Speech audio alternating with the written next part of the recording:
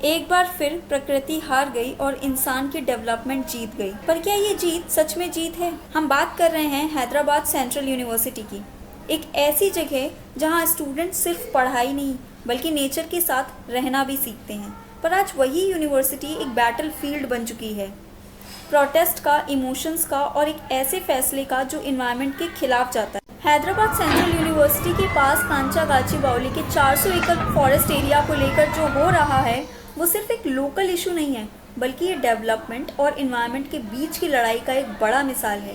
इस वीडियो में हम इस मुद्दे को गहरे से समझेंगे ताकि आपको पूरी तस्वीर दिखाई दे। सब कुछ शुरू हुआ फरवरी 2025 में, जब तेलंगाना सरकार ने घोषणा की कि यूनिवर्सिटी के पास के 400 एकड़ के फॉरेस्ट एरिया को ऑक्शन करके एक IT पार्क बनाया जाएगा। मकसद था 50,000 करोड़ रुपए का इन्वेस्टमेंट लाना और 5 लाख नौकरियां उत्पन्न करना। लेकिन ये ज़मीन सिर्फ एक खाली प्लॉट नहीं था, ये एरिया एक घना जंगल था जिसमें 700 से अधिक प्रकार के पौधे हैं जो हैदराबाद की हवा को साफ करते हैं। 237 से ज़्यादा पक्षियों की प्रजातियां हैं, जिनमें से कई माइग्रेटरी बर्ड्स भी शामिल हैं। Spotted deers, wild boars, Indian star tortoises, monitor lizards और इंडियन रॉक पाइथन जैसे कई जंगली जानवर रहते हैं। रियलिटी इज, ये जंगल सिर्फ एक जंगल नहीं है, एक इकोसिस्टम है जो शहर के इकोलॉजिकल बैलेंस को बनाए रखता है। 30 मार्च 2025 को बिना किसी इन्वायरमेंटल क्लियरेंस के बुलडोजर्स ने रातों रात 50 एकड़ से ज्यादा जंगल काट दिया। इस तोड़फोड़ में हजारों पेड़ गिरा दिए गए, आंखों देखी जानवरों की मौत हुई या उन्हें अपने घर से हटना पड़ा। 2 बड़े झील और पुराने रॉक फॉर्मेशंस भी प्रभावित हुए।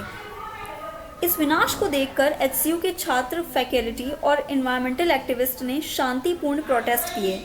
उनका कहना था, ये जंगल हमारा है, इसे बचाना हमारी जिम्मेदारी है। लेकिन जवाब में 50 से ज़्यादा छात्रों को गिरफ्तार किया गया।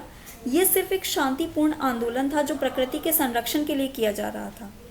इस मुद्दे ने न्यायपालिका का ध्यान भी आकर्षित किया।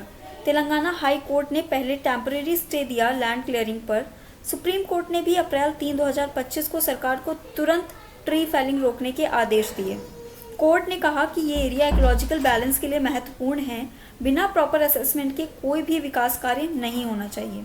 सरकार का कहना ये है कि ज़मीन ऑफिशियली फॉरेस्ट लैंड नहीं है और IT पार्क बनाना राज्य के विकास के लिए आवश्यक है। लेकिन अब सवाल ये उठता है कि क्या विकास के लिए हमेशा प्रकृति की बलि देना जरूरी है? वैसे भी ये पहली बार नहीं हो रहा है। आपको याद है मुंबई के एरे फॉरेस्ट का केस?